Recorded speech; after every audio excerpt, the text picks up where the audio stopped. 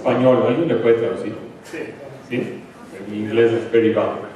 Bueno, mi gran duda de todo esto es ¿cómo hacen ustedes dinero? Bueno, ¿cómo hizo usted dinero si todo era gratis?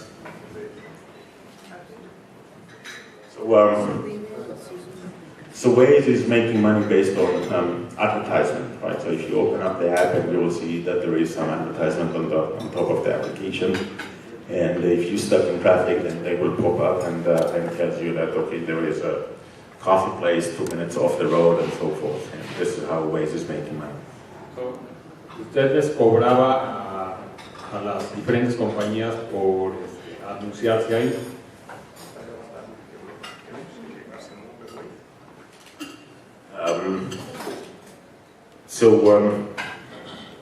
Today they're run through ad agencies. But all of the startups, even though that they're offering free service, they do have business models.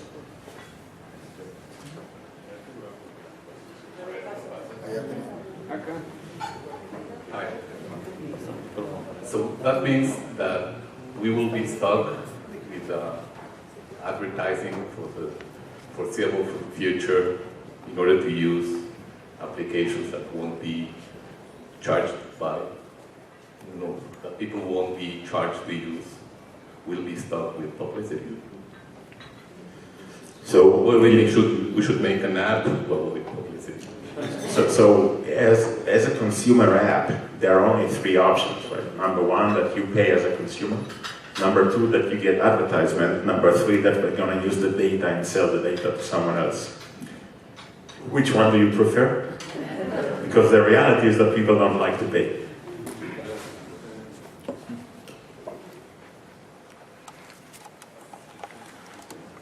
Thank you very much for your presentation. So I do have a question. Why do you think in Latin America there are no unicorns or very few? So the good news is that they are free, right? That this is the beginning. I think that fear of failure is one major issue. Another major issue is that the government don't do enough in order to actually make the ecosystem supporting more and more startups, right? So you think of Israel, and they started this journey in the 80s, and they established some regulations that supports that. So number 1, the incorporation depends on entrepreneurs, right? So if you build a startup and you fail, then you don't owe anyone anything. So this is important regulation. Number 2, outside investors don't pay taxes in Israel. So you invest in a startup in Israel, and if there is an exit, you don't pay taxes in Israel. You pay taxes wherever you pay taxes. I don't know where it is. Maybe it's nowhere, right? Maybe you live in Cayman Island and you don't pay taxes at all, right? Or maybe you live in Andorra and you don't pay capital gains taxes there. But you don't pay them in Israel. I mean, if I will be investing in a startup in Mexico and this startup is being sold, I will be charged 30% taxes here in Mexico. And I don't want that. So encouraging investors. Another way to encourage investors is actually matchmaking. So Israel used to do matchmaking on investment in startups. And then the last one is actually encourage more and more entrepreneurs, or more and more young people to become entrepreneurs, by reducing the risk of, or the fear of failure on one hand, and increasing the reward, right? So if you are an entrepreneur, you are a hero, because you are trying to change the world. Now, if the media will take this story and tell that story, then more and more young people would like to be heroes. And maybe not Superman, maybe just an entrepreneur, but this is actually good enough. And so I think that if the government wants to do something to encourage that, then it's certainly doable. In most cases, they would like to speak about that they want to do something about it, but really doing this differently. So someone else is starting with the mic. Okay.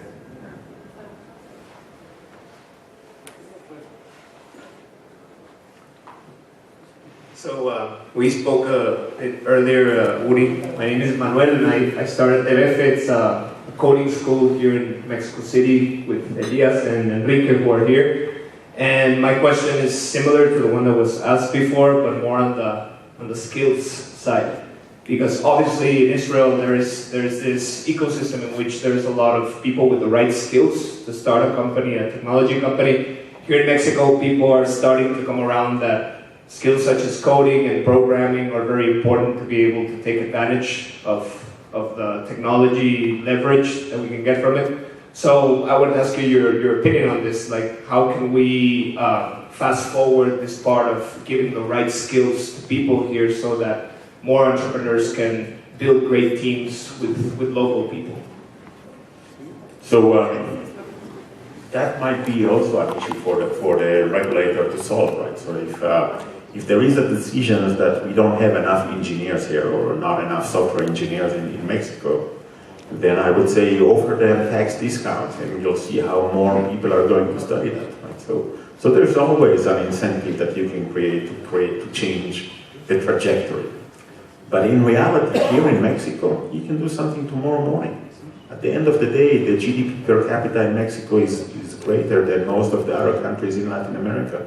Bring engineers from Peru, from Colombia, from not from Chile, over there it's actually harder, but from Argentina, from different countries, and become the hub to attract them and send the product to someplace else.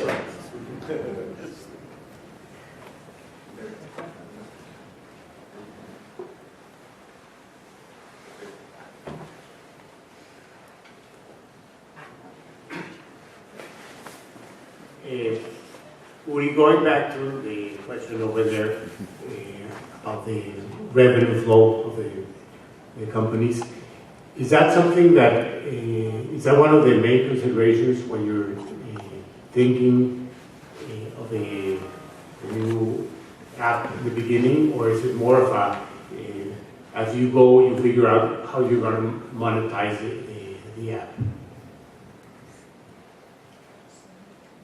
So pretty much on day one, you figure out this is the value that I'm going to create to my users, right? This is by eliminating the problem, right? And immediately after that, you realize that this is how I'm going to make money.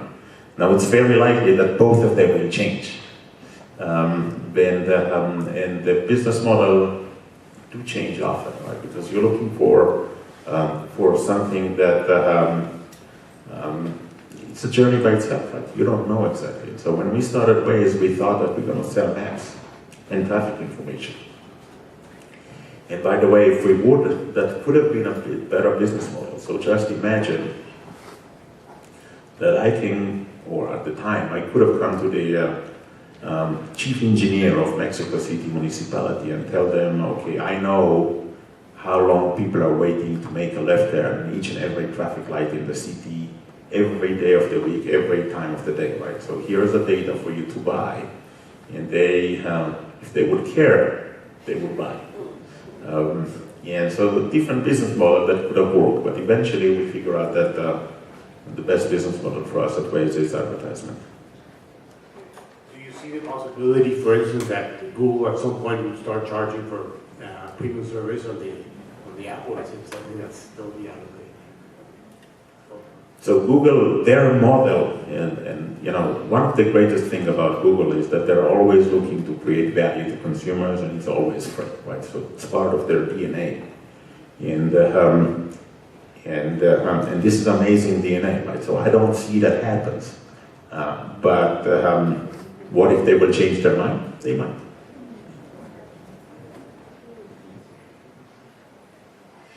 When you talked about how you started mapping the cities, it seems kind of like a chicken and egg problem. Like, why would I use WAZE in Mexico City if the map is empty to help map it? How did you fix that? Like, what incentive did users have to create the map? So I was hoping that you would ask, or someone would ask this question. Who are the users, right? And obviously the users do change over time. And so the initial users were people that actually care about mapping and GIS and GPS. And for them, they were enthusiastic amateurs. And I gave them the tool to play.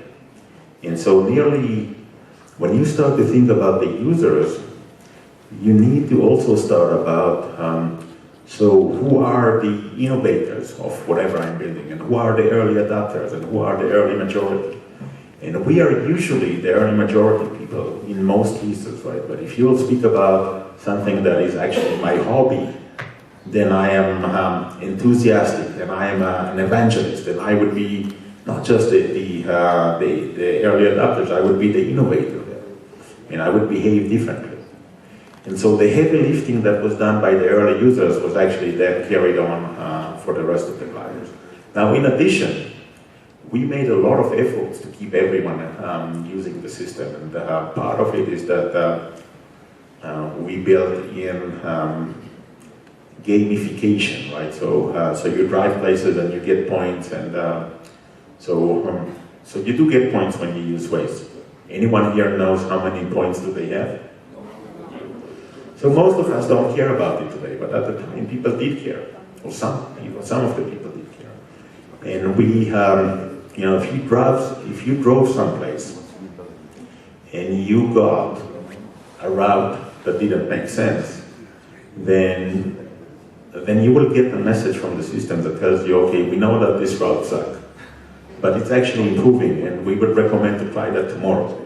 And usually what would happen tomorrow is that you'll get the actual route that you drove at, because the system is learning, right? And so you would get the sense that, okay, this is not good, but improving.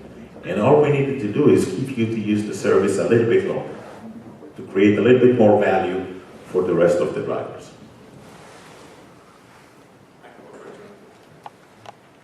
Could you tell us the story about the entrepreneurial side of owning a business like WAZE and then leaving it, selling it? What was the staffing at the beginning, and then how much it grew in terms of manpower and employees, and then suddenly you become like orphan from employees and you start again? So if you could put like a perspective of that. So look, at the end of the day, I'm a troublemaker. I don't fit into large organizations. If I would stay, they would fire me. Because I don't fit, right? So, you know, if you are building organizations, then I will tell you that there are 3 types of people that you don't want to hire. You don't want drama queen, you don't want a victim, and you don't want non-conformist. And I am the non-conformist. Right? So I would always leave large organizations. I simply don't survive there. But we started, you know, we ran the company at the beginning with no pay for like 6 months or so. And then we raised capital and we started to recruit people. Some of the people we recruited even beforehand, so they didn't get paid either. And throughout the journey, you know, there are hardships that you give up on salary because you cannot, right? If you take salary, then you don't have enough run rate, and so you realize that this is the right thing to do.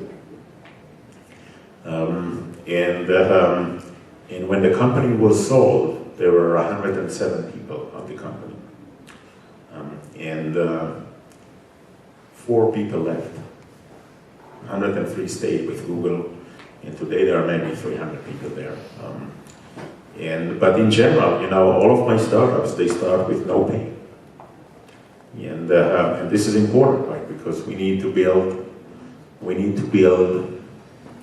the dedication and the commitment and the demonstration of that.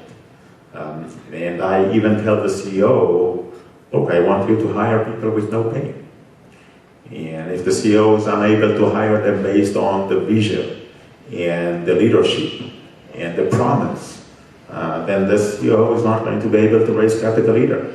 So I better stop now. Yeah, throughout the journey, there are many days that you know, people, they don't know what's going to happen tomorrow. They don't even know if they're going to get paid tomorrow. And I think that building this dedication and commitment and consistency is up to the leadership. If the leadership is not right, then it's not going to be built. Yes. Excuse me. Bueno, Baruch haba. I want to tell you that we was at Cuba, and in Cuba they never see Waze. So we put Waze and it works. So the taxi driver was like seeing a real miracle. So he said, how it could be this exists. So my question is why you don't advertise your product. And so we never see the flights of Waze. And some people don't know it. They just came from month to month. No? Why don't are using advertising system? So, how did you hear about Waze? Because I have it in my iPhone, and my iPhone worked there. No, but how did you hear the first time? When did you start using Waze? That's with the Facebook. Word of mouth. Yes, Someone told you, right? That's how successful consumer services are. In most cases, you heard about it from someone else. And very few heard about it some other place, right? And to a certain extent, I would say Cuba is not important, right? It's a small place. There are, I don't know how many vehicles, but it's a small place at the end of the day. It was never an important market for Waze, and it's usually not an important market. In larger markets that we cared about, that we were looking to put the seeds in for the word of mouth to happen.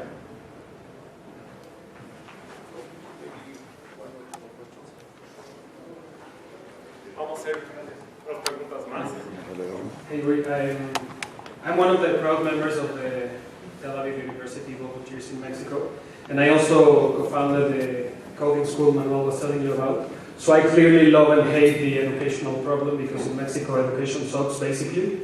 And my particular question is, what was a key aspect on your Tel Aviv University experience, on your world vision, that we should replicate in our school in order to have more Uris in Mexico? They wanted to kick me out of school. So keep in mind that I'm the troublemaker, right? So I'm not exactly the right person to ask about the education system. What I can tell you is that in general, education systems suck, right? So we teach today the same way that we were taught a generation ago, or 100 years ago, or maybe even 500 years ago. Nothing dramatically changed. And we're not even teaching the right thing. So my grandfather had one job in his lifetime. And this is it, right? From the day that he started to work, he retired, one job. And my dad probably had 5. And I probably have 15. And my kids, they're 20. The older one, she is 27, she probably had 15 by now. And so something is changing in the reality. In the education system, do not capture that. We need the education system to teach them how to think, how to learn, how to adapt different things. And as long as we keep on teaching them the same way that we were taught 30 years ago, or 50 years ago, or 100 years ago, then we are not helping them. Hi Yuri, thanks again for your presentation. You showed 8 startups in you're currently working in. How do you focus on what's important with all you have going on? So I'm not carrying any executive role in any of them, right? So I will be the mentor, the guide, the initial founder, and I will be spending more time with the CEO at the beginning to make sure that the CEO can lead and can build the right team around them. And the good news is that after a year, they need less of my time, right? And so I can only start 1 or 2 new startups every year, because when they knew they need more of my time, and over time they need less and less of my time. And this is how I'm, staying relevant for them and valuable for them. Now, obviously, if they don't need me anymore, then this is excellent. So I know know you understand a bit Spanish, so I will thank you in Spanish, so for the respect for the audience and for you to practice. Para los amigos de la Universidad de la Vida en México es un privilegio y un honor haberlos tenido con nosotros esta mañana. La misión de la representación de la Universidad de la Vida en México es compartir conocimiento y hacer enlaces para beneficio mutuo de Israel y de México a través de becas, de intercambios, de presencia de talento que haya que viene acá y de gente talentosa que va a la universidad. Uri es un ejemplo sensacional y es un privilegio haberte tenido con nosotros de Cabo Chelano, Sheaita y Tano Aboquel. Les agradecemos a todos su tiempo y tenemos un pequeño presente para ti, Uri.